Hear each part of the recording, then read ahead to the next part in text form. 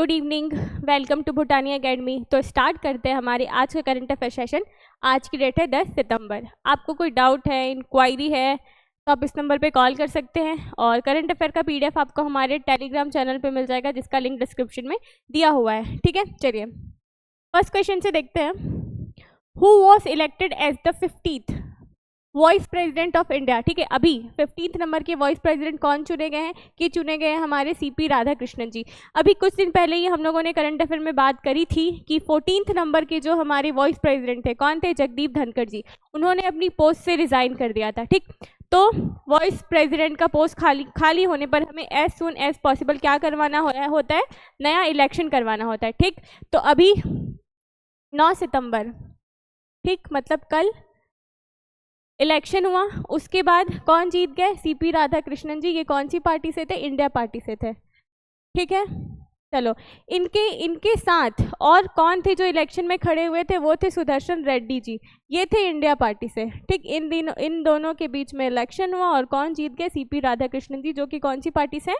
India party से हैं। ठीक, चलो बात करते हैं ये कौन से नंबर के बने? 15th नंबर के बने। 14th नंबर के कौन थे? हमारे जगदीप धनखड़ जी। और हमारे फर्स्ट वाइस प्रेसिडेंट कौन है? राधाकृष्णन जी। ठीक,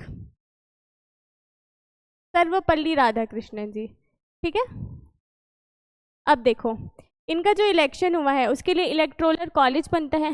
तो वाइस प्रेसिडेंट का इलेक्टोरल कॉलेज बनता है आर्टिकल 66 में। ठीक, आर्टिकल 66 में जब हम लोग इलेक्टोरल कॉलेज बनाते हैं तो उसमें कौन कौन से लोग इनके इलेक्शन में पार्टिसिपेट करते हैं? ठीक, तो लोकसभा, ठीक, लोकसभा और राज्यसभा के इलेक्टेड प्लस नॉमिनेटेड। ठीक, और राज्यसभा के भी इलेक्टेड और नॉमिनेटेड दोनों मेंबर्स वाइस प्रेसिडेंट के इलेक्शन में पार्टिसिपेट करते हैं। ठीक, वाइस प्रेसिडेंट के इलेक्शन का मेथड क्या होता है? ठीक, देखो इसमें क्या होता है? प्रोपोर्शनल रिप्रेजेंटेशन, ठीक,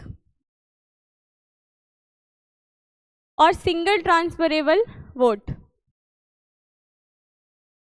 इस मेथड से होता है क्या? हमारे वाइस प्रेसिडेंट का इलेक्शन। और इलेक्टोरल कॉलेज में किस में बताया गया है? आर्टिकल 66 में। ठीक, चलिए नेक्स्ट देखते हैं। Where was combined commander conference CCC 2025 inaugurated by PM Narendra Modi? ठीक है, देखिए ये जो हमारा है ना कंबाइंड कमांडर कॉन्फ्रेंस 2025, ये होने वाला है कलकत्ता में। ठीक, ये होगा 15 से लेकर 17 सितंबर तक। ठीक, कलकत्ता में। इसमें होने क्या वाला है कि हमारे जितने भी जैसे मान लीजिए हमारे जो रक्षा मंत्री हैं, PM हैं, हमारा जो नेशनल सिक्योरिटी काउंसिल है उसके जो अध्यक्ष होंगे, ये सारे लोग मिलेंगे, बैठक करेंगे और हमारी जो सिक्योरिटी है, सिक्योरिटी, टेक्नोलॉजी, आत्मनिर्भर भारत बढ़ने के कगार पे जो हम लोग हर एक कदम उठा रहे हैं, वो इन सब से रिलेटेड हम लोग क्या करेंगे? यहाँ पे बात करेंगे। ठीक, ये जो यहाँ पे कॉन्फ्रेंस होने वाला है ना, सारे कमांडर्स का मतलब जितने भी हमारे पास बल है, एक तरीके से हम लोग बात करते हैं सशस्त्र बल की। ठीक, तो हमारे जितने भी फोर्सेस है उनको मजबूत करने का काम किया जाएगा। ठीक, यहाँ पे हम लोग ऑपरेशन सिंदूर और चीन के साथ हमारे जितने भी मुद्दे चल रहे हैं उस पर बैठकर हम लोग यहाँ पे बात करेंगे। ठीक, तो एक तरीके से अगर आगे जाकर कोई भी युद्ध होता है या फिर किसी भी तरीके की चीज़ें होती है तो उसके लिए हम पहले से तैयार होंगे। इन सब के लिए क्या होने वाला है? CCC 2025 मीटिंग कहाँ होने वाला है? ये कोलकाता में। ठीक है, चलिए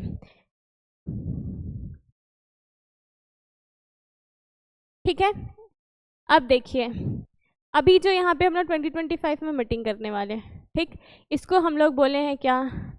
ईयर ऑफ ट्रांसफॉर्म। ठीक, मतलब भविष्य के लिए हम लोग क्या करने वाले हैं? ट्रांसफॉर्म करने वाले हैं। ठीक, भविष्य के लिए ट्रांसफॉर्म मतलब आगे जाकर कुछ भी चीज़ें होती है, युद्ध होता है या फिर कोई और भी बुरी परिस्थिति आती है, तो उसके लिए हमारी सेना, हमारा बल, सब कुछ पहले से ही तैयार रहेगी। ठीक है, चलिए नेक्स्ट देखते हैं। The primary purpose of establishing Shilpgram and शिल्प नगरी इन छत्तीसगढ़। देखिए छत्तीसगढ़ के राजनांदगांव में, कहाँ? छत्तीसगढ़ के राजनांदगांव में हम लोग शिल्पग्राम और शिल्प नगरी बनाने वाले हैं। ठीक, अभी इसका इनॉग्रेशन हुआ नहीं है, आगे जाकर हो जाएगा। ठीक है, तो ये हो जाएगा वो। और इसको बनाने का हमारा सबसे बड़ा पर्पस क्या है कि जो हमारे कुटीर उद्योग हैं, है ना, जो छोटे छोटे उद्योग हैं, उनको हम लोग क्या करें, प्रमोट करें। ठीक, तो क्या हो जाएगा, provide employment opportunity for artisan and expand the handicraft sector. ठीक है, जितने भी हैंडीक्राफ्ट्स हैं, ठीक, उन चीज़ों को, उनके उद्योग को आगे बढ़ाने के लिए हम लोग उनका मदद करें। ठीक, हम लोग उनको क्या देंगे, रोजगार देंगे इससे। तो ये क्या हो जाएगा हमारा शिल्प ग्राम और शिल्प नगरी। ठीक, कहाँ होने वाला है ये, राजनांदगांव में। चलिए नेक्स्ट देखते हैं। जब प्राइमरी, ओके ये तो दोबारा हो गया। ठीक, एक और न्यूज़ देखते हैं हम लोग। एक है हमारा जेल पहल। ठीक, क्या है हमारा, जेल पहल। ठीक, इस जेल पहल में क्या होने वाला है, हम लोग जेल में रहने वाले जितने भी लोग हैं, ठीक, उन लोगों को क्या सिखाएंगे, योग सिखाएंगे।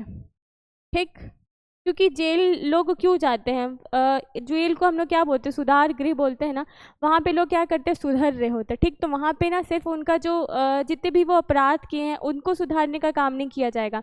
उनका ये कहना है कि इस पहल के अंदर हम क्या करेंगे, जितने भी लोग हैं वहाँ पे, ठीक, उन लोगों को क्या करेंगे, उनके शारीरिक और मानसिक स्थिति का भी सुधार करेंगे। ठीक, इसलिए हम लोग क्या लेकर आए हैं, जेल पहल। ठीक, इसमें हम लोग क्या करवाने वाले हैं, वहाँ जितने भी कैदी, उन लोगों को हम योग सिखाएंगे, सुदर्शन क्रिया सिखाएंगे, है ना, जिससे उनकी शारीरिक और मानसिक दोनों स्थिति और भी बेहतर हो सकेगी, है ना। चलिए आज के लिए इतना ही, थैंक यू।